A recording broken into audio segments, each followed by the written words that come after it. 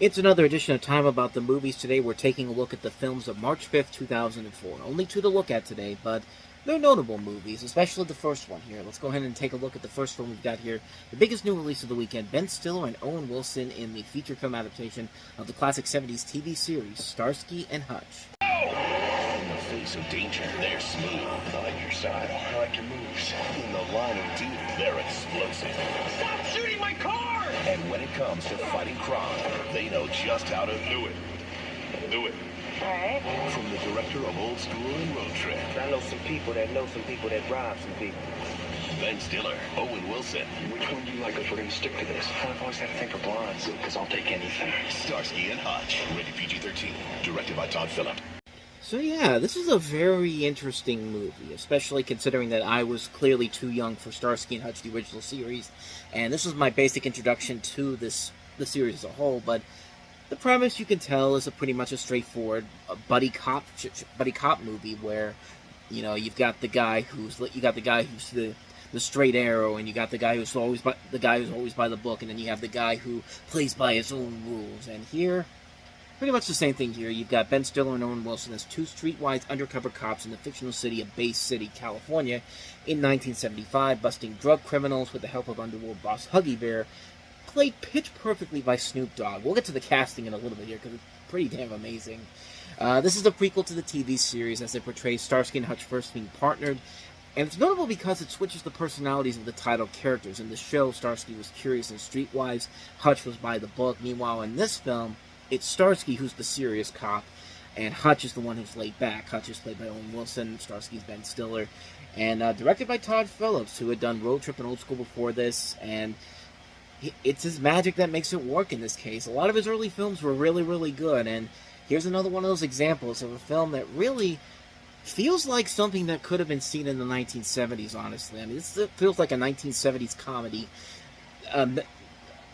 But then again, it was made in 2004. But that's the great thing about it, from the camera angles to the way that it moves around like you're watching the television show.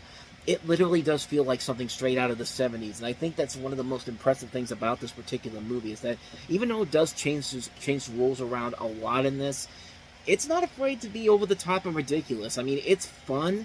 It feels like a fun homage to the television series, and does it more with a modern setting too.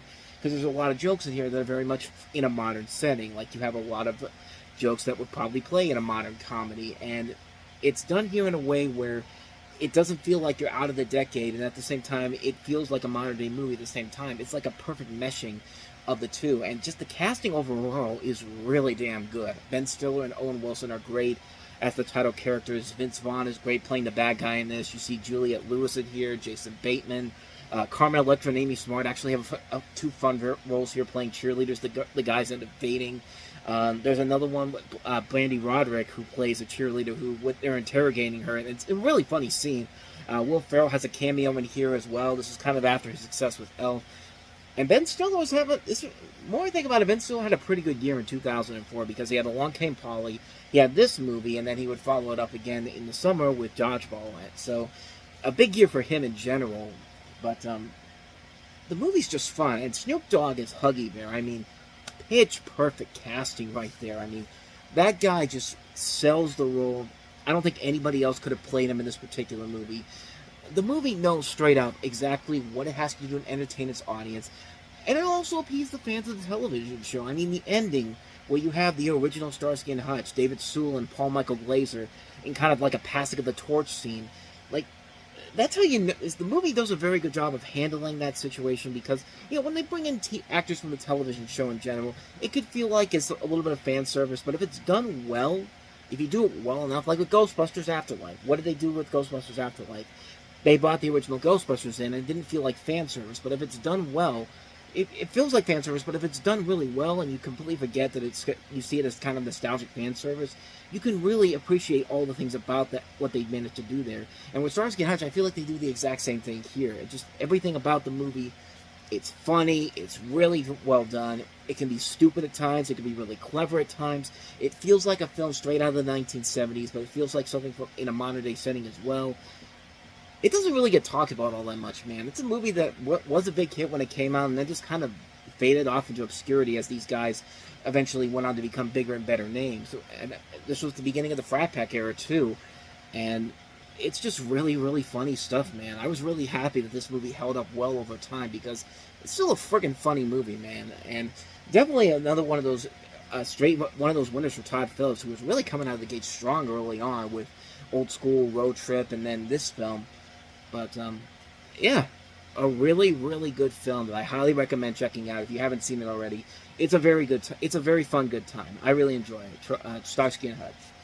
So with that said, let's move on to the last movie we have here, and that is Viggo Mortensen after his success with The Lord of the Rings, hoping to make another success out of his next film, and that is Hidalgo. 1,000-mile race across the Arabian desert.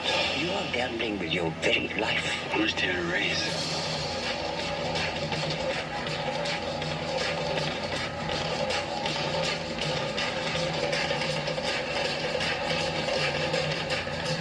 Viggo Mortensen.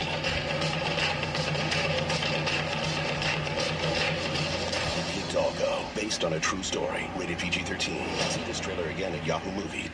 Ah, the good old days when you had to go to Yahoo Movies to watch the trailers for these movies. We didn't have YouTube back in 2004. That was still about 2 years away.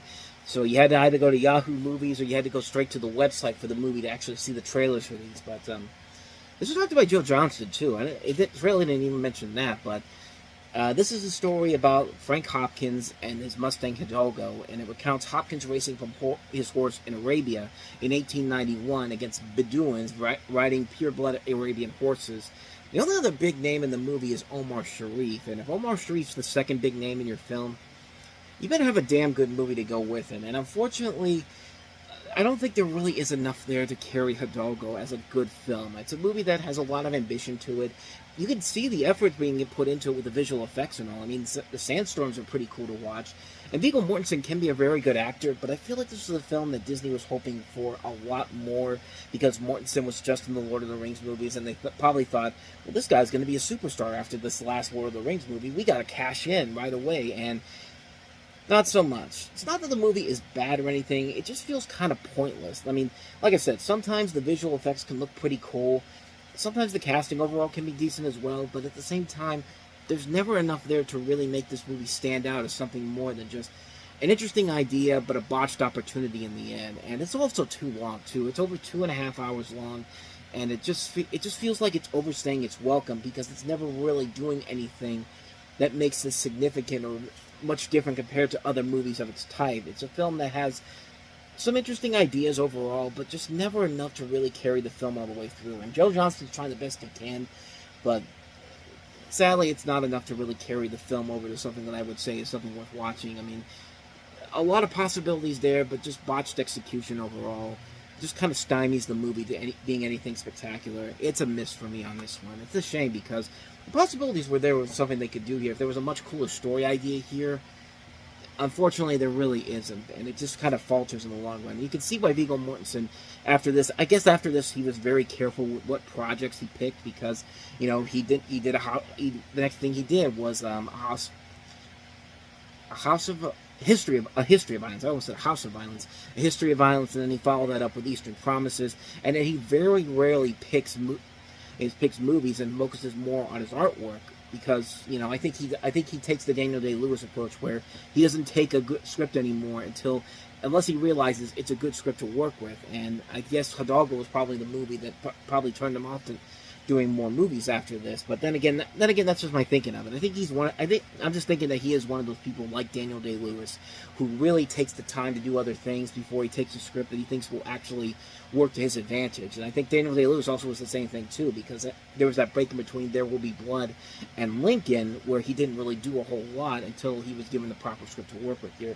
I'm thinking maybe that's what Viggo Mortensen does as well, but then again, I could be completely wrong on that. Maybe I'm just overthinking it, but I think that's what he does here with this. And I think Hidalgo was the movie that made him say, okay, I gotta be more careful with what I pick here.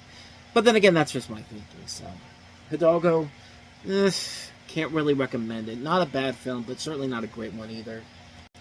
And so with that said, we wrap up another edition of Time About the Movies. And when we meet next time, we'll take a look at 4 more movies, including Johnny Depp and John Turturro in the thriller Secret Window, the very rushed sequel to Agent Cody Banks 2, Destination London, Val Kilmer in Spartan, I think David Mamet film, and also Keith Sutherland narrating NASCAR: The IMAX Experience. So we'll take a look at those 4 films all in the next episode, so be on the lookout for that.